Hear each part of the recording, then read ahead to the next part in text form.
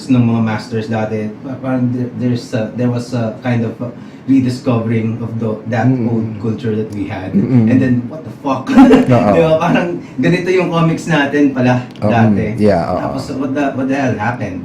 Di ba? Parang nagalit pa yung mga tao, parang patay na ang comics. Di ba? Di ba? Although I must say that for a large portion of the Philippine population, I won't be surprised if they still think that comics is dead. Yeah. Diba? So, Usually, especially the ones who are just starting out, how to make a living out of yun dun yung out of your art. yun yung masakit dun, yung how to make a living kaagad. Oo nga eh. Agad-agad? Well, kung pag-uusapan natin ang comic strips, pwede kang mabuhay. At meron tayong mga halimbawa na yon na kaya naman. Yon. It's been proven. It's been proven. Pag long form, Oo nga. dun Unless, hindi lang medyo, Gerald. Hindi lang, pahirapan ito. nga. Iiyak ka ng dugo, yung ganyan.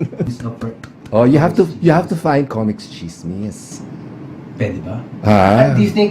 Do Ah. you think the comics community is ready for that? If something like Of course that? not. That's why of course not. They're not ready for that. That's why it's great to talk about it. They're such thing called blind items, Gerald. Yung ganun. Oo.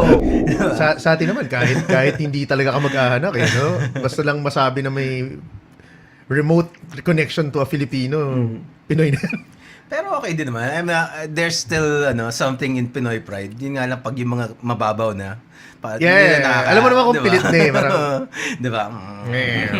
So, I debuted at age 31. Ay, 30.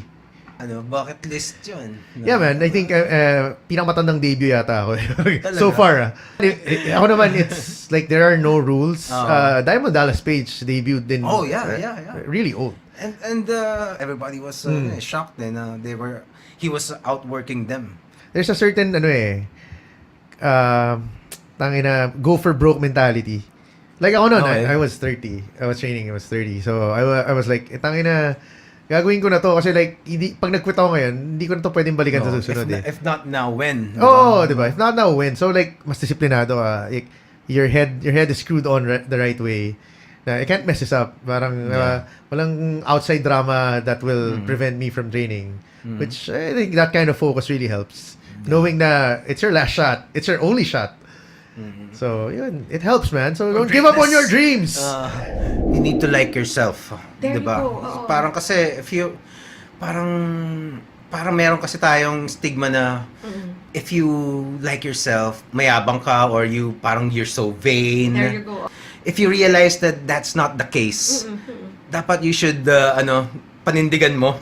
Kasi, sooner or later, parang it will just start as parang ang hirap kasi we are trained to be humble.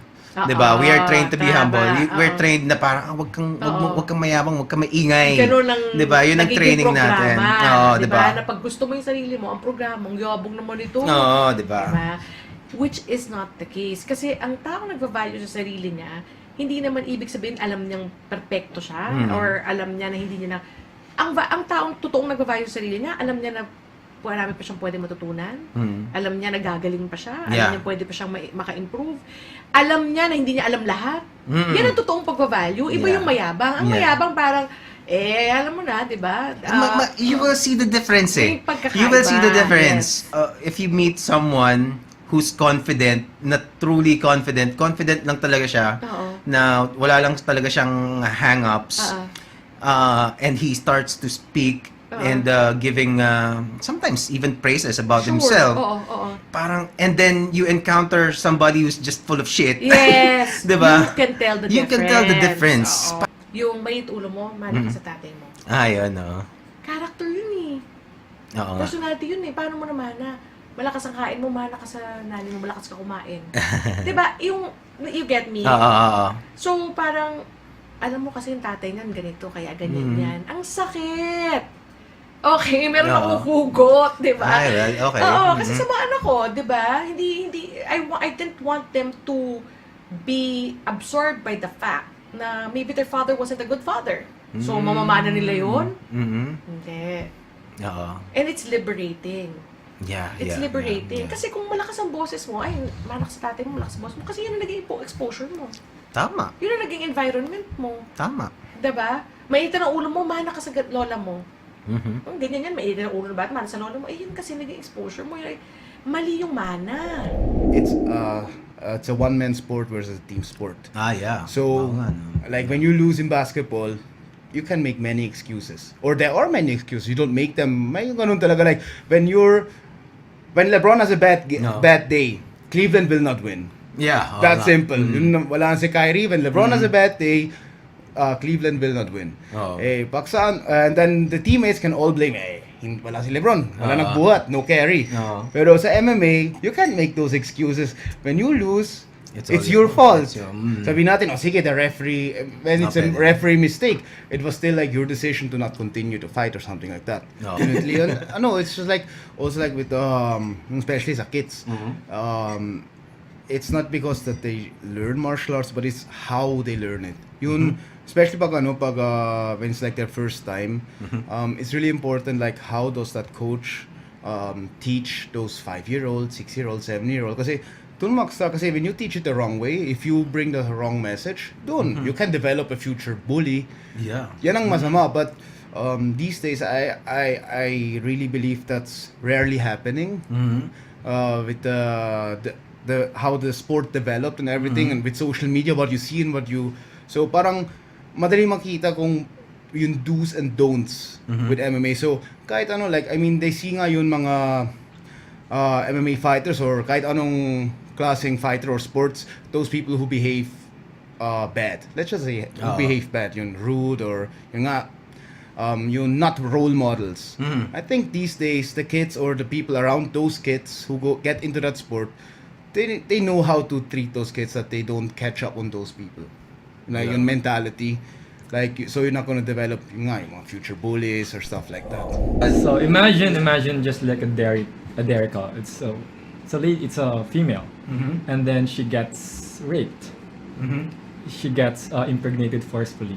Yeah. So it's either when they say it's like the organic one, so they Let's clear that fist up. her. Let's clear that They up. put their own Yes, hand in. yes. Yeah, because Or they they use use a rape syringe. rack. That's a machine for the cow to get impregnated. So, let's just clear that up. Kasi ang common notion ng regular people is that the cows in the farms they would hook each other. Yeah, they would have to sex and produce- enjoy to put- into yeah, pleasurable to produce experience. the Yeah, calves, yes. diba? But that's not what That's not the what- case. No, that's not the case at all. Not at all. Like you said, it's they're basically getting They're- raped. Yeah, they're right. That's the only way to describe it. Yes. Diba? That's the right word. So whether they're factory farmed or they're farmed, they're free range, they're basically raped. Yeah. So that this is actually what we're saying about feminists who are, if you are a feminist, So true. Just you like the should be environment. concerned. You should be concerned about the Yeah. dairy industry. Yeah. If someone were to cut off, like, I take this grape off, It's not screaming at you, or it's not Yeah. asking for help. it doesn't feel the same pain as a pig would if someone were to cut off the pig's hand. Yeah. And it squeals and feels the same Yeah, pain the same pain as you that would. you do. And I was like, that means the last thing it felt in its body before it died was It's pain. pain. That is pain energy. Yes. And it gets transferred to your spirit. And I go, You carry it. Yeah.